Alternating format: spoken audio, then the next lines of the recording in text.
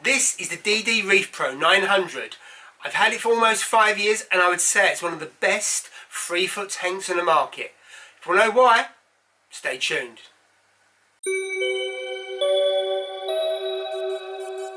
Welcome to my latest video, and this is a sad day because this tank is going to be closed down within the next couple of weeks.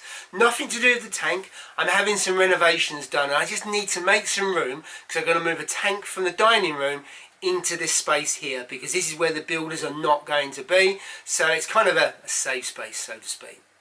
But before I close this down, I wanted to make one last video of it, just really to review how well I've enjoyed this tank and why I think it's one of the best 3-foot tanks on the market. And here's 4 reasons why it is one of the best tanks. Number 1, the cabinet is made in the factory. You don't have to build it yourself, and it is like a piece of furniture. I'm not particularly tidy. I don't look after the cabinets on my tanks particularly well, and this one looks as if it's day one.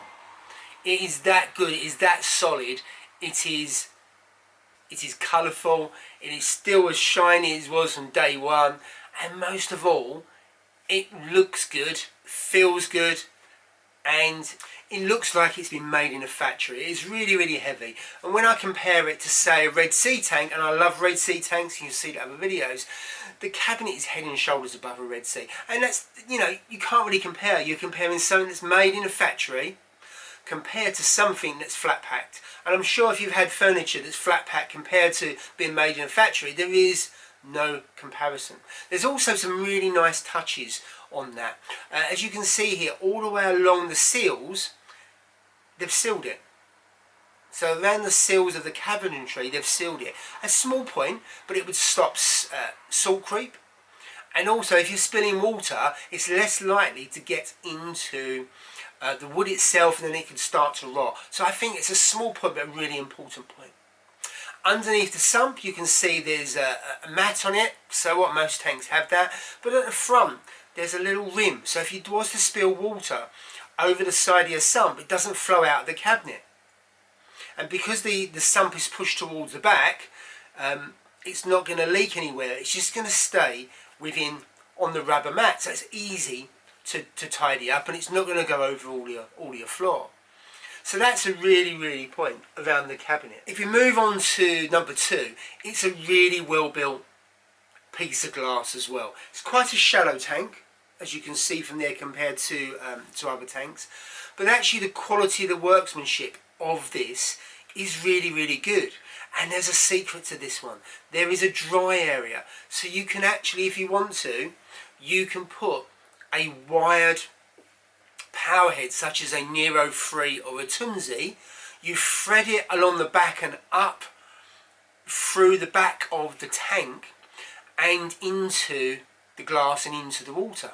That way you don't have any wires on the outside of the tank, and that's really, really good. Now I've got an MP40 here on the other end on that, and you can see the wire, whereas with the Nero 3 you can't see the wire other than on the top. It's hidden, and that's a really small point, but it's from an aesthetics point of view.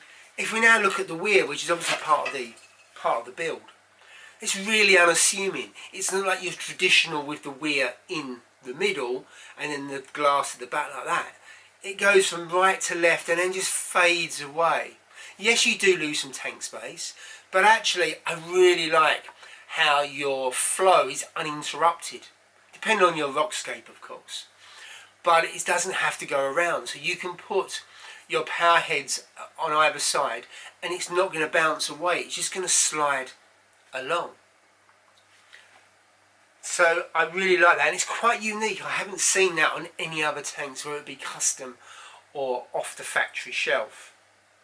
The sump, really, really well laid out. I like the fact that your auto top off is actually, reservoir is in the sump. Okay, you lose a little bit of sump, but it's a 3-foot tank. That doesn't really matter in the scheme of things. That's not going to make a difference to whether your tank is stable or unstable, because it's probably about an extra 15 litres. This is a 280 litre tank. So 15 litres, say, is neither here or there. So that doesn't really make any any difference, and I like that. It also comes ready-made for the clavicy, so you can slot the clavicy in, and as you can see I have a clavicy. Love the clavicy. I like the Reef mount on from the Red Sea one. I've got that in the 170, but the clavicy just fits in. This is a second gen one. I've had 2 in the last 5 years, and I would highly recommend it. And as I say, it comes ready-made for that. No messing around with pipework, just slots in, and it's brilliant. So this tank is not perfect. The return pipe nozzle is ugly. There's no getting away from it. I've said it in previous videos. It is not very good. Now it does a very good job. When the nozzle, when it's a duckbill nozzle, that pushes a lot of water along out to the left hand side. So as a power head function, it works really, really well. And you can push it from right to left, and you have your power heads from left to right, and all of a sudden you've got some great turbulence in the tank. But there's no getting away from it. It is not a good looking, or should I say unassuming, return pipe, maybe like the Red Sea, because the Red Sea one is, for example. It is fiddly to fit the pipe work, and I think you find that in a lot of tanks. And after 5 years you can still see a little bit of salt creep and leakage coming from that particular pipe, although it's not causing me any concern. Now some other points that are really, really good. It is a tool cabinet. And then for me, you can get your head right in the sump and you say, well, so what? But actually, when you've got kit and other things in there, you need to get to the back of the sump, maybe to your return pump, you need a bit of headroom.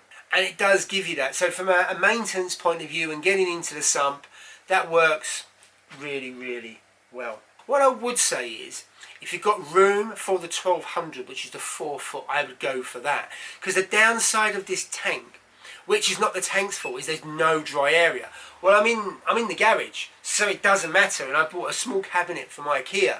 But actually, when you look at it, you've got the cabinet from IKEA next to it, you might as well just have the glass above that. It wouldn't have worked for me.